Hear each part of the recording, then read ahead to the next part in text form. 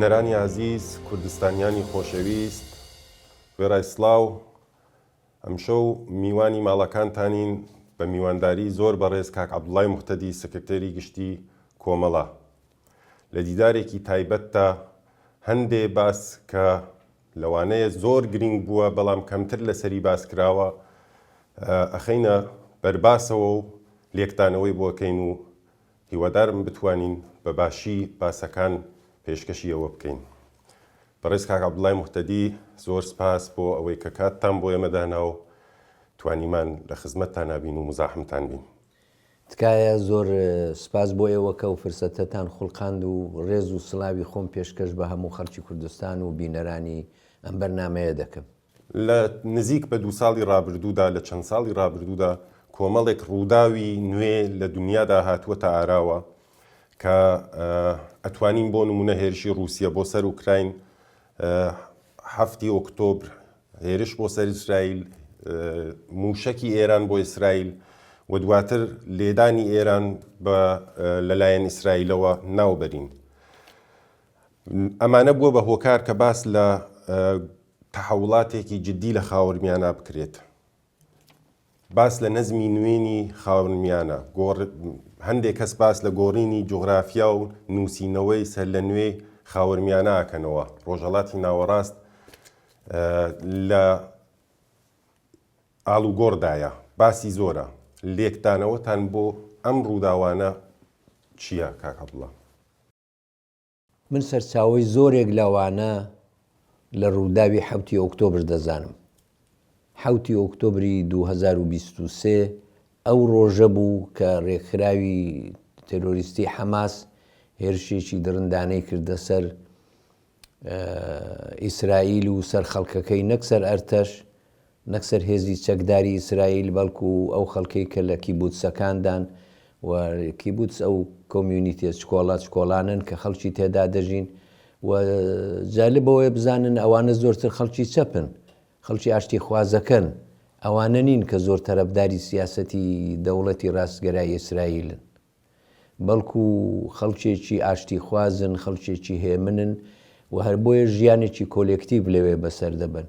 بە هەرحاڵ ئەوە بوو بە سەرچاوەیەکی گەورە بۆ گۆڕانکاری لە هەموو ڕۆژهەڵاتی ناوەڕاست. جمهوری ئیسلامی ئێران لە ئەوڵەوە جا چەندە ئاگای لێبوو لە ئەو نەخشە دیاریکراوەی ئەو ڕۆژە، جارێ ڕوون نییە، بەڵام ئەوە معلومە لە پشتیوانی ماڵی و مادی، لە پشتیوانی چەک و تەقەمەنی، لە پشتیوانی ترێنینگ و ئاموزش و فێرکاری لە هەموویدا لەگەڵ بووە و پشتی ئەو حرەکەتانەی گرت بوو و سیاسەتی جمهوری ئیسلامی ئەوە بوو کە وەکو بۆ خۆیان دەڵێن ئاڵقەیەکی ئاگر لە دەوری ئیسرائیل دروست بکە، لەلایەکەوە غەزە، لەلایەکەوە کەرانەی غەربی و کەناری غەربی، لەلایەکەوە حیزبوڵڵا لە لوبنان، سووریە لەلایەکی دیکەوە و بە تەمای ئۆردۆنیش بوون شلوقی بکەن و بیشێوێن و لەوێش بنکەیەکی فراوان دروستکەن. بۆیە ئیسرائیل لە ڕاستیدا لە محاسەرەی نیابەتیەکانی ئێراندا قرار بگرێ و وردە وردە لی بچنە پێشەوە و حیزبوڵڵاشیان ئەوەندە پرچەک و پرموشەک کرد بوو کە پێیان وابوو بە دەیان هەزار موشەکی ئامادە کە دەیتوانی ئەگەر بە یەکەوە یا بە پۆلی گەورە گەورە بەهاوێژرێنایە ئیسرائیل بەڕاستی وێرانیەکی گەورەی دەخۆڵقاند و ئەوە جێی مەترسیەکی زۆر بوو بۆ ئیسرائیلیش پێش ئەو شەڕانە و بۆیە ئەمە بازدارندگی ئێران بوو. ئێران دەیویست بە دروستکردنی حیزبوڵایەکی ئاڵقە ئاگرینەکە، بەڵام بە تایبەتی حیزبوڵایەکی پرچەکی پرموشک و مەترسی وێرانکاری گەورە لە ئیسرائیل بەو موشەکانە کارێکی وا بکە کە ئیسرائیل بێدەنگ بێ و ئەمە بێتە بازدارندگی، نەتوانێ ئێران لە سایە ئەوەدا ئەتۆمەکەی بەرێتە پێشەوە، لە سایە ئەوەدا خەونی ئیمپراتۆریەکی گەورەی شیعە لە ناوچەکە لە هەموو ڕۆژهەڵاتی ناوەڕاست بەرێتە پێشەوە، خەونی نابودی ئیسرائیل و یەهودیەت بەرێتە پێشەوە لە ناوچەکە و دیارە ئەمە هەم دژ بە عەرەب بوو، هەم دژ بە یەهودی و جوولەکە بوو، هەم دژ بە نەزمی جیهانیەک بوو کە ئەمریکا و ئوروپا دایانەویست و مەرج نییە حتا چینیش لایەنگری ئەو ئاڵوگۆڕە گەورە بوو بێت. بەڵام ئەم خەونانە ئێران پێیوا بوو لە 7 ئۆکتۆبر هاتوونەدی و سەرەتای هاتنەدی ئەو خەونانەیە. بۆیە بوو کە خامنەی وتی من شانیان ماز دەکەم، شانی ئەو تێرۆریستانە ماز دەکەم کە چوون و ژن و منداڵ و پیر و پەککەوتە و خەڵکی ئاساییان گرتووە بە بارمتە بردویانن بۆ غەزە. بەڵێ بەڵام زۆر جار پێشبینیەکان دروست دەرنایەن و ئەمەش لەو بابەتانە بوو کە پێشبینیەکە نەکرد دروست نەهات بە پێچەوانە هەڵگەڕاوە. قسەی ئەو نەزمی نوێی جیهانی کە جەنابەت باسی دەکەی ناڵم هەمووی ئەوەیە بە نێوانی ئوروپا و ئەمریکا و چین و ئۆقیانوسی ئارام و هەمووی ئەوانە دەگەڕێتەوە. بەڵام ئەوەی کە بە ناوچەکەی ئێمە بە تایبەتی مەربوتە باسەکەی لێرەوە داهات، لە 7 ئۆکتۆبرەوە داهات. 7 ئۆکتۆبر نەک هەر نەبوو بە سەرەتای وەدیهاتنی خەونی ئیمپراتۆری خوازانەی کۆماری ئیسلامی، بەڵکو بوو بە سەرەتای ئوفول و شکست و داڕوخانی جمهوری ئیسلامی. بۆ چونکە حەماس شکستێکی سەختی خوارد، دیارە نەفەوتاوە و ڕنگ بێ بەو هاسانیەش ڕیشەکە نەبێ بە تەواوی، بەڵام زەبرێکی قورسی خوارد و لە کار کەوت و تووشی پەککەوتەیەکی گەورە بوو و هەروەها لەو گرنگتر شکستێکی گەورەی ڕووخێنەرە کە بەسەر حیزبوڵڵا داهات و دەزانن کە بە لێدانی پەیجەرەکان و دوایە لێدانی بێسیمەکان و دوایە بۆمبارانەکان و کوشتنی یەکەیەکەی سەرانیان و ئەوانە لە عەرزی 2-3 ڕۆژدا تەواوی ڕێکخراوی گەورەی چەکداری و نظامی حیزبوڵڵا داڕما بەجارێک و قودرەتی بازدارندگی ئێران لە مقابل ئیسرائیلدا نزیک سیفری لێ دەرهات. لە دەور سنوورەکانی ئیسرائیل ئەتوانین بێژین کاک عەبدوڵڵا بەجۆرە، بەڵام نیابەتیەکانی ئێران ئەگەر بینە مەسەڵەن بۆ نمونە عێراق لەوێش نیابەتی خۆی هەیە، ئەوان هێشتا هەن. پێتان وایە بێت بۆ وڵاتەکانی تریش لە نیابەتیەکانی ئێران لە وڵاتەکانی تر بۆ نمونە عێراق یا لە حوسیەکان ئەوانیش یەکسەر وەکو حیزبوڵڵا و حەماس لیان بدەن تەزعیفیان بکەن کە ئیتر ئاخرین سەنگەرەکانی شەڕی ئێران لە حەیات خەڵوەتە تێک بدەن، یا پێتان وایە نەخێر شەڕەکە یەکسەر ڕاستەوخۆ ببەرنە ناو ئێرانەوە؟ چۆن یەبینن لێکدانەوەتان بۆ ئەوە چییە؟ ئەخر یەک شتی دیکەش دەبێت لە بەرچاو بگرین لە درێژەی ئەم ڕووداوانەدا نەکار حەماس زەبرێکی قورسی خوارد و حیزبوڵڵا شکاو لە یەک هەڵوەشا وەکو ڕێکخراوێکی نظامی تۆکمە و پرچەک و دەوڵەمەند، بەڵکو بەشار ئەسەدی ژڕوخە. بەشار ئەسەد هەم هاوپەیمانێکی هەرە گەورەی جمهوری ئیسلامی بوو و هەم ئەوەی کە ڕێگەیەکی ئێرتیباتی بوو بۆ گەیاندنی چەک و تەقەمەنی و موشک و هەموو پێداویستیەکانی حیزبوڵڵا. ئێران خۆ ڕاستەوخۆ مەگەر بە ڕێگەی هەوایی دەنا بە ڕێگەی زەمینی ڕێگەیەکی نییە، مەسیرێکی نەبوو. بۆیە سووریە هەم مەسیری یارمەتی گەیاندن بوو، خطوتی ئێرتیباتی ئێران و حیزبوڵڵا بوو، هەم بۆ خۆی بنکەیەکی گەورە بوو. ئەخرەوی ژڕوخە ئەوی ژڕوخا بۆیە ئێران پەککەوتە بوو. ئێستا کە جەنابەت دەپرسی لەبارەی نیابەتیەکانی ئێران لە عێراق، ناتوانم 100% بڵێم، بەڵام بە بڕوای من ئەوانیش ناتوانن وەکو خۆیان بمێننەوە. پێم زەحمەتە ئەمریکا و ئیسرائیلیش ئەوە قبولکەن و دنیا ئەوە قبولکە کە ئێران ئەو نیابەتیانەی بمێنێتەوە. ئەگەر گفتوگۆیەک ساز بێ بینی ئێران و ئەمریکا کە ئەو ئەگەرێکە جارێ معلوم نییە ساز دەبێیان ناوەگە سازیش بوو لەسەرچی ڕێک دەکەون، بەڵام پێم وایە یەکێک لە مەرجەکانی ئەمریکا بۆ سازان لەگەڵ ئێران ئەوەیە دەست لە نیابەتیەکانی بەعام بەگشتی هەڵگرێت لە ڕۆژهەڵاتی ناوەڕاست. بۆیە پێم وایە چارەنووسی نیابەتیەکانی عێراقیش چارەنووسێکی زۆرڕوون و گەشت نییە بۆیان. بەڵێ سەرچاوەی ئەم تەحوڵاتە ئەم گۆڕانکاریانە بە جۆرێک ئێرانە بینن و تەئسیرگوزاریشی بەباری بەرعەکس نەبۆ جۆرێکە خۆیان پێشبینیانە کرد بە زەرەری ئێران شکاوە. ئایا ئەمە وەکو تەنیا فاکتەر بۆ ئەو دۆخەی کە جمهوری ئیسلامی ئەلعان هەیەتی ئەتوانین سیر بکەین یان هۆکاری تریشی هەیە؟ بۆ نمونە مەسەڵەن ئاعترازاتی چەند ساڵی گوزەشتە کە ڕووی داوە لە خودی ناوخۆی ئێرانە، شۆڕشی ژن گیان ئازادی کە بەڕاستی شۆڕشێک بوو کە لە بێوێ نەبوو لە ساڵەکانی ڕابردوودا یا کێشەی ناوخۆیی یان هۆکارەکانی تر ئەوە لێکدانەوەتان بۆ ئەوە چۆنە؟ نەخێر تەنیا هۆکار نەبوو، 7 ئۆکتۆبر قۆناغێک بوو کە گۆڕانکاریەکی گەورەی لە ڕۆژهەڵاتی ناوەڕاست دەست پێ کرد. لە ئەوەڵەوە هەموو کەس پێی وا بوو کە ئیسرائیل بازدارندەجی خۆی لە چیست چووە، زەعف و نوختە زەعفەکانی کەوتونە دەرەوە و دیارەوە شکستێکی ئەمنیەتی و ئیتلاعاتی و نیزامی سەخت بوو بۆ ئیسرائیل. بەڵام وردە قەرەبووی کردەوە بە شکاندنی حەماس و بە شکاندنی حیزبوڵا و دوایش کە خۆی بەشار ئەسەد ڕووخا و هەموو ئەوانە. بەڵامەوە تەنیا هۆکار نییە. من هەر لە ئەوەڵیشەوە عەرزم کردی کۆمەڵێک هۆکاری دەرەچی و ناوخۆیی لە ئێران دەستیان دادەزیەک کەوتنە سەریەک، کەوتنە پاڵیەک، یەکتریان تەشدید کرد. بەگشتی ئێران ئەگە کوردەکەی لێ دەرکەیت، چون کورد لە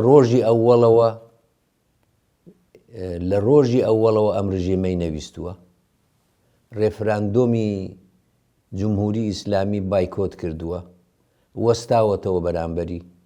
ئەسڵەن ئەگەر لە ڕاستیەکەی پرسی ئەوەی پێی دەڵێن شۆڕشی ئیسلامی زۆخر لە کوردستان ڕووی نەدا. شۆڕشی ئیسلامی بەسەر کوردستاندا سەپا.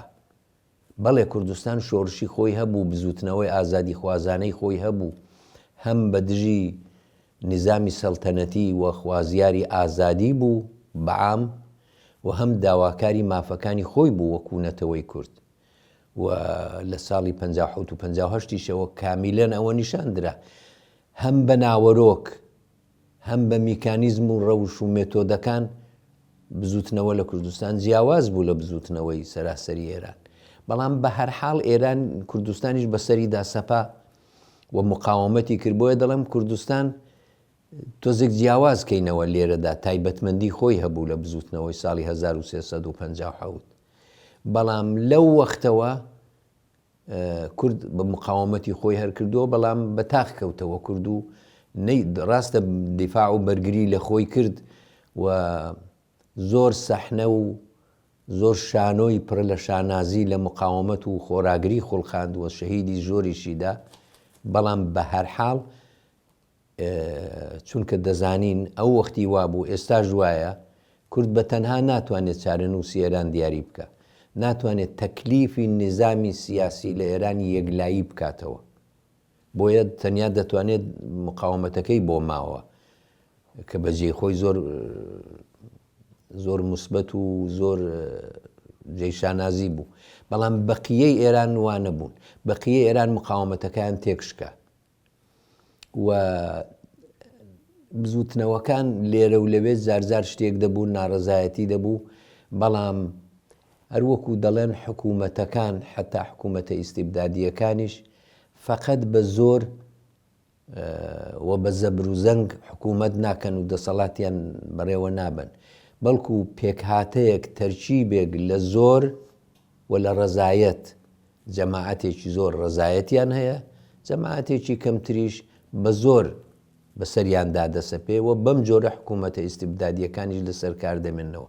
ئێرانیش وا بوو تا ساڵها، ئەخر وا نەماوە. دەتوانم بڵم لە سەردەمی بزوتنەوەی سەوزەوە لە ساڵی 1380 هەتاوی کە دەکاتە 2009 زاینی، لەو وەختەوە مەشروعیەتی نظامی جمهوری ئیسلامی کەوتە زێر پرسیارەوە و ئەو گوتارەی ئیسلاح تەڵەبی کە ئەو وەختە لە ئەوجدا بوو ئیتر فروکەشی کردا مرکە و وردە جێی خۆیدا بە گوتاری تەغییری نظام، گۆڕانی نظامی سیاسی، مەرگ بەر دیکتاتۆر هاتە جێگای شیعارهای ئیسلاح تەڵەبانە. لە ساڵی 96 ئەمە تکرار بووەوە و ئیتر بە ئاشکرا معلوم بوو کە گوتاری ڕووخاندنی کۆماری ئیسلامیە، گوتاری نەویستنی ئەم نظامەیە، نەک فقەت ئیسلاحاتێک تێیدا. ساڵی 98 هەروەتر ئەو تەزاهوراتەی کە بە بۆنەی خستنە خوارەوەی تارەی ئوکراینی کرا هەروەتر. بەڵام شاهبەیتی هەمووی ئەوانە و شاهکاری هەمووی ئەوانە بزوتنەوەی ژیان ئازادی بوو کە لە کوردستان سەری هەڵدا، شعارەکەی لە کوردستان بوو، ناوەرۆکەکەی لە کوردستان بوو و لە کوردستانەوە تەشەنەی سند بۆ باقی ئێران و هەموو دنیاشی لێ ئاگادار بوو، ڕێز و خۆشەویستی و ئێعجابی دنیای بۆ لای خۆی ڕاکێشە. ئەمە قۆناغێکی گەورەی دروست کردووە لە ئێران، یعنی لە ناڕەزایەتیەکان قەڵەشت و شکافی بینی حاکمیەت و خەڵک، دەسەڵات و خەڵک بۆتە حوفرەیەکی پڕنەشودنی، وەک فارس دەڵێ. تازە ئەو کلێنە بە هیچ شتێک پڕ نابێتەوە. تازە جمهوری ئیسلامی تەرکیبێک لە زۆر زەبر و زەنگ و ڕەزایەت نییە، بەس زەبر و زەنجی بۆ ماوەتەوە و بە وەسیلەی زۆری سرف حکوومەت دەکات. جا ئەوەش دووەمین عاملە کە نێوانی خەڵک و دەسەڵات گۆڕانکاریەکی ئەساسی و چار هەڵنەگری بەسەر هاتووە. ئەم ڕژیمیان ناوێت، تازە بڕاوەتەوە، تازە پەیوەندێکی ڕەزایەت بینی ئەم ڕژیمە و خەڵک بەرقەرار نابێتەوە. بەڵام بێجگە لەوانە ئەم ڕژیمەن سابتیشی کرد، نیشانیدا لە ساڵە هەتا هاتن لە ئەوڵەوە هیچ نەبێ ئاوەبەرقی دیاری دەکرد بۆ خەڵکی، گلولەکەشی گازی کرد لە ئێران، یعنی خەدەماتێکی سەرەتایی پێشکەش بە خەڵکی دەکرد.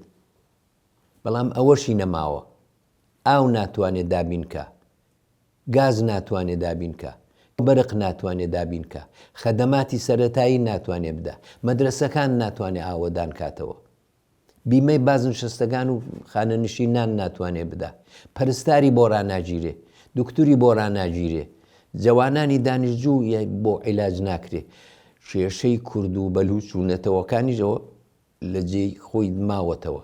بۆیە ئەم حکوومەتە هەم کێشەی شکستی سیاسەتی خارجی هەیە، هەم کێشەی دابڕانی یەکجاری و چار هەڵنەگری خەڵک و دەسەڵاتی هەیە، لە ناوچوونی بە تەواوی مەشروعیەتی هەیە، و سێهەم هەم داڕمینی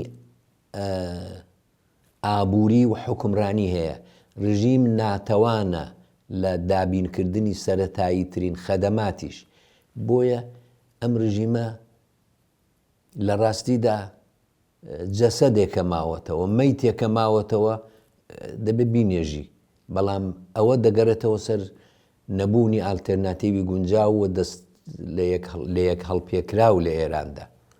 کاک عەبدوڵڵا، بە پێی لێکدانەوەکانیەوە کۆماری ئیسلامی لە لێوارەی ڕووخانی تەواودایە، سابقەی نەبووە کە هەموو پێم وابە زۆربەی خەڵکی شوابی دەکەنەوە، لە زۆر فاکتەرە ئیتر شکستی تەواوی خواردووە کە ئەماژەتان پێدا بە دروستی دەرەکی، ناوەکی، اقتصادی، بێژین ڕەفاهی بۆ خەڵک. ئەگەر وای دابنین کە کۆماری ئیسلامی بەرحەڵ لە مانگەکان یا ساڵەکانی داهاتوودا بەرەو ڕووخانێکی تەواوی یەکسەر بڕوات، کورد لەکوێی ئەم ئاڵوگۆڕا بێت؟ زۆرمان بیستووە لەیەوە کە کوردستان لەیەوە و لە خەڵکی تریش ڕەهبەرانی تریش کە کوردستان لە شۆڕشی 57 بە تەنیا مایەوە. کوردستان جمهوری ئیسلامی هەر ئەوەش ئێستاش ئاماژەتان پێدا شۆڕشی ئیسلامی لە کوردستانە نەکرا کە پێم وایە زۆر دروستە. ئەگەر لە ئەمڕۆدا ئاڵوگۆڕێ بێتە ئاراوە، هەنگاوەکانی کوردستان ئەبێ چی بێ؟ ئەبێ هەر لە ئێستەوە بۆچی خۆی ئامادە بکە کە دیسانەوە مێژوو دووپات نەبێتەوە بەسەریا، دیسانەوە وەکو ساڵی 57 لێنێت. ئەبێ لە هەنگاوەکان چی بێ؟ چه شتێک بکرێت سەر ڕایەوەی کە یەکگرتووی ناوخۆیی و ئەوانە وێژمانی کورد ئەبێ چی بێت؟ ساڵی 1357 کورد هاتە نێو شۆڕشەکە و نێو بزوتنەوەکەوە، هەروەکو عەرزم کردی هەم داخوازی ئازادی خوازیەکی بەگشتی بوو لە ئێران، دانەویست ئیستیبداد نەمێنێ، دانەویست ڕژیمی شا نەمێنێ، و هەم ئەوەی کە داخوازی تایبەتی خۆیان وەکو نەتەوەیەک و گەلێکی ستەم لێکراو هەبوو. بەڵام شۆڕشی 57 شۆڕشێک بوو کە کورد لە پەراوێزی بوو و لە وەختێک لە 21 و 22 بەهمەن یا ڕێبەندانی 1357 سەرنجام حکوومەت بە شکاف و لێک بڵاوبوونی ئەرتەش و نیروی هەوایی ئێران دەسەڵاتی سیاسی کەوتە دەست جمهوری ئیسلامی و کەوتە دەست خۆمێنی و ئەوان لە ڕاستیدا ئەوان مشارەکەتێکیان بۆ کەس قایل نەبوون، بەشداریەکیان لە خەڵکی نەویست، خۆیان داسەپاند و توانیان ئەو کارە بکەن. ئەوەی کە ئێمە دەبێت خۆی لێ ببوێرین ئەو تاقمانەوەی کووردە. کورد دەبێت لە ئەوەڵەوە لە ڕۆژی ئەوەڵەوە تەواوی هەوڵی ئێمە ئەوە بووە و من بەش بە حاڵی خۆم بارەها ئەوەم بە زمانی زۆر بە زۆر باس کردووە و لە کردەوەی زۆر بە زۆردا هەوڵم داوە بەدی بێنم. ئەویش ئەوەیە کە کورد لە داڕشتنەوەی ئێران هەر لە سەرەتاوە بەشدار بێ، یعنی کورد عاملێکی غەیری قابلی سەرفی نەزەرکردن بێ، فاکتۆرێکی غەیری قابلی چاوپۆشیکردن بێ لە داڕشتنی سیاسەتی ئایندەی ئێران، لە داڕشتنی قەوارە و ساختاری سیاسی ئایندەی ئێران و هەر لە ئێستاوە مافەکانی خۆی مەترەحکە، هەر لە ئێستاوە داواکاریەکانی ڕوون بێ و هەر لە ئێستاشەوە دەستی لە هەم لە ڕووخان و هەم لە گەڵاڵەی ئایندەی سیاسی ئێران دەستی ببێ. بێ ئێمە نەبێ، ئێمە لە پەراوێزەوە نەبین، فەرامۆشکراو نەبین کە دوایە پاژەوەی خەڵکی دیکە ئێرانیان داڕشتەوە، نەخشەیەکیان هێنا، گەڵاڵەیەکیان هێنا، قانونی ئەساسیەکیان هێنا، ئێمە حەدی یەکسەر شتێکی کە دەتوانین بیکەینەوەیە کە دیسان دەنجی منفی بدەینەوە، دیسان بایکۆت بکەینەوە، دیسان بچینەوە پەراوێز. نا، ئەوە نابێ بکەین. یعنی حتى الئیمکان ئەوەندەی بەدەست خۆمان بێ، ئەوەندەی لە تواناماندا بێ، دەبێت سنگ بەرینە پێشەوە. ئێمە دەبێ ئەم جارە شۆڕشی ژنجیان ئازادی نیشانیدا کە کوردستان پێشتریش وا بوو، پێشتریش ئێمە خۆمان دەمانزانی وەکو کورد کە کوردستان پێشەنگە لە باری ناوەڕۆکەوە، پێشەنگە لە باری وەستانەوە بەرامبەر بە پێشقەدەمە، پێشقەراوڵە لە باری وەستانەوە لە مقابل جمهوری ئیسلامیدا. بەڵام هەموو خەڵک نەیدەزانی، ئەم جار هەموو خەڵک بە ئیعترافی هەمووان شۆڕشەکە لە کوردستان دەستی پێکرد. کوردستان قەڵای قایمی شۆڕشەکە ماوە، بە ناوەڕۆک و بە مێتۆدیش ئەو شۆڕشەی سادر کرد، هەناردەی کرد بۆ دەرەوەی خۆی و لەبەرەوە جێگەی شیاوی خۆی دەستەبەر کرد بۆ خۆی. قسەی منەوەی ئێمە دەبێت جێگەی شیاوی خۆمان لە ئێستاوە دەستەبەرکەین بۆ خۆمان. بۆیە ئێمە دەبێت خۆ ببوێرین لەوەی کە فەقەت داخوازی بدەین، ڕاوەستین، بزانین کەنارە نشین بین، خۆ دابڕێنین لە خەڵکی دیکە لە ئێران، سنگ نەبینە پێشەوە، داخوازی خۆمان ئاوە لەسەر مێزەکە دانەنین و نەیسەپێنین لە ئێستاوە و دەبێ وا بکەین کە هەموو کەس بزانێت بە بێ کورد هیچی پێ ناکرێت لە ئێرە. بە جۆرێ ئەکتیڤ بوون، حزور لە ئێستاوە لە ڕووخان کۆماری ئیسلامی لە نووسینەوەی ئێرانی داهاتوودا حزوری بێت، ئەکتیڤ بێت، بەڵێ، و کاراکتەری بازیگەر بێت بۆ جۆرێکە فارسەکانێژن، نەوەی کە لە دواتر کە هەموو شتێ نووسرا و بێت و بێژە ئەمەی شتێ منیش مافی منە و ئەوانەمەوێت. دەی دیارە لە شۆڕشی ژنجیان ئازادیشتا ئێوە بە تایبەتی خۆتان و کۆمەڵی شۆڕشکێر زۆر ئەم هەوڵە درا.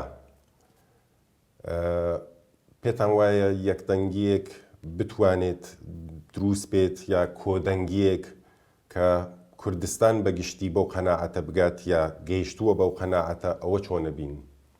ئەمن پێم وایە هەر درەنگ یازوو ئەوەڵەن زاری پێم وایە بەشێکی گەورە لە ڕای گشتی لە کوردستانی خۆمان، لە کوردستانی ڕۆژهەڵات لەو بڕوایەدایە. یعنی پێی خۆشە کورد نەقشی دیار بێ لە ئەوەڵەوە، پێی خۆشە کورد مۆرچی خۆی لە هەموو ڕووداوە سیاسیەکانی ئێران بدا، پێی خۆشە کورد لە ئێستاوە مافی خۆی بچەسپێنێ، پێی خۆشە دەنگی کورد دەنجێکی بەرز بێ لە ناو هەموو دەنگەکانی ئێران. ئێمە گوم نەبین لە نێو ئاپۆرەی خەڵکدا. ئێمە دەنگمان هەبێ، ئێمە ڕەنگمان هەبێ، ئێمە لەسەر مێزی و ئەگەر دنیای ڕۆژاوا ئەمریکا ئوروپا هاتە ئەو ڕۆژەی کە بزانێ ئەرێ چێ لە ئێران هەیە لەگەڵ ئایا ئالتەرناتیڤێک هەیە کە معاملەی لەگەڵ بکات لە ئاخرەکانی جمهوری ئیسلامی و مانگانی ئاخری جمهوری ئیسلامی یا دوای بلافاسی لە دوای جمهوری ئیسلامی بزانێ کە کوردیش سەرێکی لە نێو سەران هەیە و بڵێ ئەی کوردەکانتان کوان. یعنی ئێمە دەبێ دەنگ و ڕەنگمان دیار بێ، وجودمان بوونمان دیار بێ، نەخش و مۆقعیەتمان دیار بێ. ئەمن زۆر لەسەر ئەوە تەئکیدم کردوتەوە و دەشیکەمەوە لێرە جارێکی دیکە ئێمە نابێ زێهنیەتی قوربانیمان هەبێ، فەقەت بکڕوزەینەوە، فەقەت ناڵە بکەین لەوەی هیچ کەسمان لەگەڵ نییە و کەس لەسەر ئێمە ناکاتەوە. ئێمە دەبێت بۆ خۆمان ئەرزی ئەندام بکەین، بچینە پێشەوە و مافەسەنرێ نادرێ، بۆیە دەست بەرینە پێشەوە. ئەمن پێم وایە تا ڕادەیەکی زۆر ڕای گشتی خەڵکی کوردستانیش لەگەڵ ئەوەیە و هیوادارم ئێمە چیدی کە ئامادە نەبین نەخشی فەقەت قوربانی یا فەقەت ناڕازی یا فەقەت ئەهلی مقاومەت وەستانەوە لە خۆمان نیشان دەین. ئەڵبەتە لازمە وەستانەوە، ئەگەر کارگەیشتە ئەوێ جارێکی دیکەش دەوەستینەوە، بەڵام ئەمە سیاسەتی دڵخوازی ئێمە نابێ بێ، بۆ خۆمان نابێ، بە تایبەتی حیزبە سیاسیەکان کوردستان نابێ بەرەو ئەو ئاقارە بەرن کە بەتاق بکەوێتەوە، حکوومەتێکی دیکە لە تاران بێ، جارێکی دیکە هێز بنێرێ، جارێکی دیکە سەرکوتت کە، جارێکی دیکە تۆ بێدەنگ و بێ قسەبی و مۆرچی خۆت لە ڕووداوەکان نەدابێ و کەسد نەبێ لە دەسەڵاتدا کە لەسرت وە جواب بێ، بەس مقاومەتت بۆ بمێنێتەوە. خرەوەس چارە نووسێکی هێندە خۆش نییە. ئێمە بۆ خۆمان نابێ بەرەوەوە بچین. من هەمیشە ژوتومە ئەوەی کە ئێمە توانیمان لە تەنیاییشدا مقاومەت بکەین، کۆڵ نەدەین، چۆک دانەدەین، ئەوە شانازیەکی گەورەی مێژوویە بۆ کورد ماوەتەوە. بەڵام ئەوەی کە ئیفتیخار بکەین و بڵێن جارێکی دیکەش دەمانەوێت بە تاق بکەوینەوە، جارێکی دیکەش دەمانەوێت ئەو مقاومەتە سازمان بدەینەوە، ئەگەر پێویست بوو سازمانی دەدەینەوە مقاومەتە، کەس ماندوو نەبووە لە خەبات و تێکۆشان. بەڵام ئێمە دەبێت ڕێگەیەک بڕۆین کە گەورەترین سوودی بۆ کورد هەبێ، ڕێیەک بڕۆین کە نەتیجەی بێ، ڕێیەک بڕۆین کە ئاکامەکەی معلوم بێ، دەستکەوتێک بە دەستکەوتەکانی کورد ئیزافەکە. لایەنەکانی تریش ئەو ئامادگیان تیا ئەبینن؟ ئێمە لەگەڵ من دوو خەتم دیوە لە کوردستاندا، خەتێکی چێ زۆرە و چێکەمە نازانم، پێم وایە عەقڵی سەلیم لەگەڵ ئەو شتەیە کە من ئارستانم کرد، بەڵام دیسانیش خەڵکانێکەن پێیان وایە کورد نابێ کاری بە کەسی دیکەدا بێ لە ئێران، دەبێ بۆ خۆی بێ. ئەگەر کورد ئیمکانی ئەوەی هەبێ یا هەی بواە یا ئێستا لە ئاجێندادا بواە یا لە دەستوری کاردا بواە کە ئێمە سربەخۆ بین، قسەیەکم نییە. بەڵام ئەگەر ئەوە لە ئاجێندای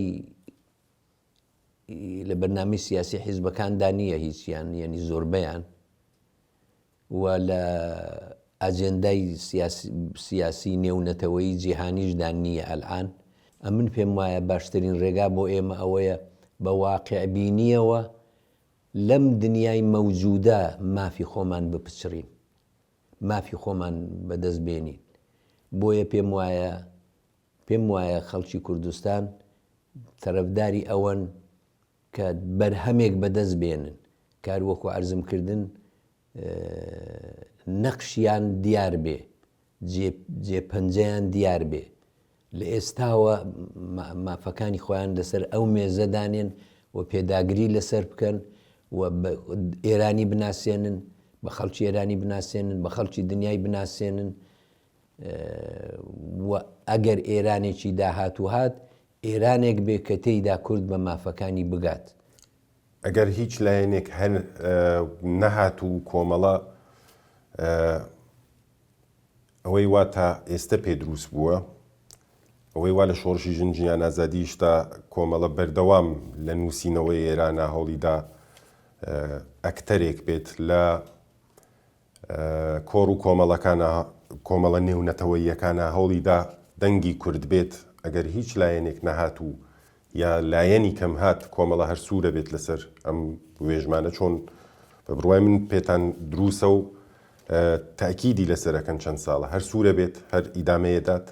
ئێمە ئەو شتێکە پێمان وایە بە مەسلحەتی کوردە دەبێ ئەوە بڵین و دەبێ ئەوە بکەین، بەڵام بەبێ دوژمنایەتی لەگەڵ خەڵکی دیکە، بەبێ تێکەڵچوون لەگەڵ خەڵکی دیکە و بەبێ بە زمانی مناسب بە منتیقی مناسب دەبێ ئەوە بۆ خەڵکی تەوزیح بدەین. تۆتمە شاکە ئەوە ئاشکرا و ڕوونە کە ئێمەی کورد بەتەنێ لە ڕۆژهەڵات ناتوانین چارەنووسی نظامی سیاسی لە ئێران یەکلایی کەینەوە.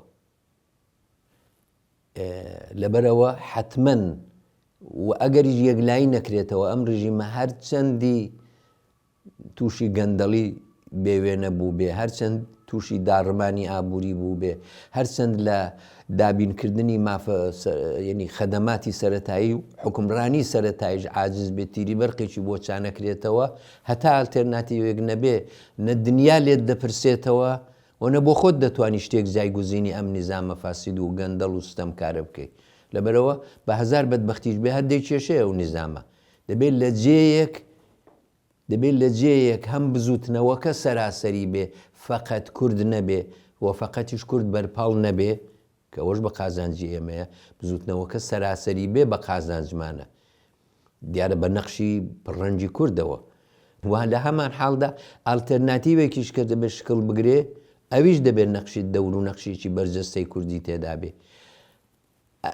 بۆیە دەڵم ئەم نظامە ئەگەر نەڕوا و ئەگەر ئالتەرناتیڤێک نەبێ کە هەم خەڵکی ئێران بڕوای پێ بکەن، ئێعتیمادی خەڵکی ئێران بەدەست بێنێ، بە قسەی بکەن، وەکو چۆن لە دەورەی شۆڕشی ژنجیان ئازادیدا خەڵکی کوردستان ڕێنوێنیەکان و پێشنیارەکان و بڕیارەکانی ناوەندی هاوکاری حیزبەکانیان ڕەچاو دەکرد کە ئەویش بەتەنێت دوو حیزب نەبوو، بەڵکو هەماهەنگی لەگەڵ هەموو حیزب و لایەنەکانی دیکە دەکرد، لەگەڵ ڕێکخراوە مەدەنیەکان دەکرد، لەگەڵ چالاکانی ناوخۆ دەکرد.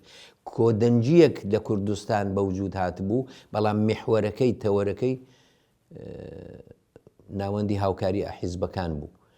چۆن لە کوردستان ئەوە کرا دەبێت ئەم حاڵەتە لە ئێرانیش پێک بێ کە هەم بڕوا و ئێعتیمادی خەڵکی ناوخۆ بەدەست بێنێ کە بتوانێت بەسیزیان بکە، بتوانێت بیان شێشێتە مەیدانی ململانەیەکی گەورە و یەکلاکەرەوە لەگەڵ جمهوری ئیسلامی و لەلایەکیشەوە بڕوای کۆمەلگەی نێونەتەوەی بەدەست بێنێت، دنیا بزانێت کە با بە ئەمانە هەم نفوز و ئێعتیمادی خەڵکی ئێرانیان لەگەڵە، دەتوانن خەڵکی ئێران ڕەهبەری بکەن و هەمیش ئەوەی کە دموکراتن، مەقبوڵن، جۆرێک سیاسەتیان هەیە کە مەقبوڵە بۆ کۆمەلگەی نێونەتەوەی. ئەتۆ ناشتوانی شتێکی ئیفراتی توندرەوی ئەکستریمیست دروستکەی پاشان ئینتیزارت بێ کە کۆمەلگەی نێونەتەوەی حیمایەتت لێ بکە و بە ئالتەرناتیڤ بدناسی. بۆیە هەم دەبێت بڕوای خەڵکی ئێران لەگەڵ بێ، هەم دەبێت متمانەی کۆمەلگەی نێونەتەوەی بۆ لای خۆدراکێشی. ئەوە بەتەنێ بە کورد ناکرێ و ئەگەر نەکرێ ئەو ڕژیمە دەمێنێتەوە و ئەگەر ئەو ڕژیمە بمێنێتەوە هیچ مافێکت کەم تا زۆر بۆ وەدی نایە.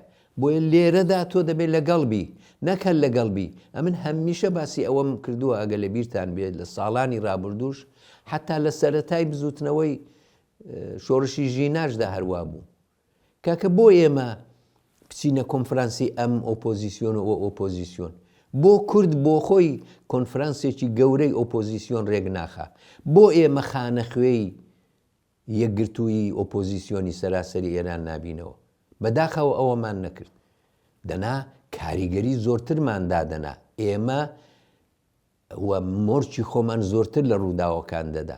بەهەرحاڵ هەرچی توانیمان کردمان، بەڵام لە داهاتوودا هەم دەبێ بە عەقیدەی من ئەم خەتە کە هەم دەبێ لە ئەوەی کورد بۆ خۆی لە نێو خۆی چەندە یەکگرتووە 100% ئەوە تۆوی هەموو شتێکە. ئەگەر ئەم تۆوەشی نەبێ هیچ شتێکی دیکە نابێ ئەگەر ئەو یەکگرتوویە نەبێ. بەڵام لە پاڵ ئەو یەکگرتوویە نەقشی بەرچاو و دیار لە شکڵدان بە ئایندەی ئێران و بە دروستکردنی ئالتێرناتیو و جەلبی ئێعتیمادی بینە الملەلی کە ئەمانە کۆمەک دەکا بەوەی کە مافکورد بە عنوانی بنیاتنەرێک بێتە ئاراوە، نەک بە عنوانی ئەوەی خەڵکی دیکە بێتە سەرکار و ئێمە دەستپانکەینەوە بۆیان. ئەو تەجربەی ساڵی 57 نابێت دووپاتکەینەوە. وەکو کۆمەڵە کاک عەبدوڵڵا دیارە کۆمەڵە لە مانگەکانی ڕابردووە کۆنگرەی 16 خۆشی بەست وەکو کۆمەڵە باسی کۆنگرەی شەکەین وەکو کۆمەڵە چەنێ ئامادەن بۆ ئەم گۆڕانکاریانە کە جمهوری ئیسلامی و ڕژیمەکەی ئەلعان لە لێوارەی ڕووخاندایە بە جۆرێک وەکو کۆمەڵە چەنێ ئامادەن چەنێ ئامادەکاریتان کردووە بۆ حزوری فعال و کاراکتەری ئەسڵی بوون محوەریەت لە ئالتەرناتیڤ دروستکردن یا معرفیکردنی ئالتەرناتیڤێک بۆ جمهوری ئیسلامی. ئەوە هەوڵێکە ئێمە بەردەوام خەریکین دەیدەین پێش کۆنگرەی 16 هەر بەردەوام بووین لەگەڵی و ئینسان ئەزمونێک دەکا ئەو ئەزمونە تمەشا دەکا یاس ئەگە سەریشی نەگرت دەبێ ئەزمونێکی دیکە بکەی و دەرس وەرگری و نقاتی مثبەت و مەنفیەکەی ئەلای خۆت ئەرزیابی بکەی و جارێکی دیکە بە نەوعێکی باشتر دەست پێ بکەی. بۆیە ئێمە نابێ لەو هەوڵە دەست هەڵگرین، نە لە هەوڵی یەکگرتووی دروستکردن لە نێو ماڵی کورددا دەبێت دەست هەڵگرین، نە لە هەوڵی دەور و نەخشی چالاک و دیار و بەرچاو و زۆر جار دیاریکەر لە نێو ئێراندا دەبێت دەست هەڵگرین. ئەوەمان کردووە بۆ ئەو ئامادەجیە. کۆنگرەی 16 کۆنگرەیەکی زۆر یەکگرت و خوازانە بوو، زۆر کۆنگرەیەکی سەر و دڵخۆش بوو، زۆر کۆنگرەیەک بوو کە ئینسیجام و هاودڵی و هاوجیهەتیدا بە هەموو ریزەکانی ئێمە و سەر و دڵی هەمووانی خۆش کرد. پاژ و داوی ناخۆشی ئەدامەکان و شتی دیکە کە لێمان قەوما بوو. بەڵام ئامادەجی هەمیشە نسبیە. ئەمن هەر لێرە لەم تریبونەشەوە ئیستیفادە دەکەم داوا لە هەموو چالاکانی ناوخۆ دەکەم کە ئامادە بن، داوا لە هەموو هەڵسوراوانی ناوخۆ دەکەم، داوا لە هەموو پێشمەرگە دێرینەکان دەکەم، داوا لە هەموو کەسایەتیەکان دەکەم، داوا لە مامۆستایانی ئاینی دەکەم، داوا لە مامۆستایان و معەلیمان دەکەم، داوا لە چالاکانی کرێکاری دەکەم، داوا لە چالاکانی ژن دەکەم، داوا لە نەسلی نوێی خەباتکاری کوڕان و کچان دەکەم کە شانۆی شۆڕشی ژینایان خۆڵقاند و لە دنیادا بوونە نمونە. هەموویان ئێمە هەموومان دەبێ خۆمان ئامادەکەین. کۆمەڵە فەقەت باسی ریزەکانی خۆی ناکە. ئەڵبەتە ئێمە دەبێ وەکو حیزب ئامادە بین، بەڵام وەکو میلەت دەبێ ئامادە بین، وەکو گەلێک دەبێ هەڵسینە سەر پێ. و پێم وایە ئەم جارە ئەگەر هاتەوە ئێمە نابێ بێدەستکەوت بین، نابێ بێدەستکەوت بین، نابێ نایەکگرتوو بین، ناشبێ بێدەستکەوت بین و هیوادارم ئێمە هەچی بتوانین لەو ڕێگەیەدا هەوڵ دەدەین.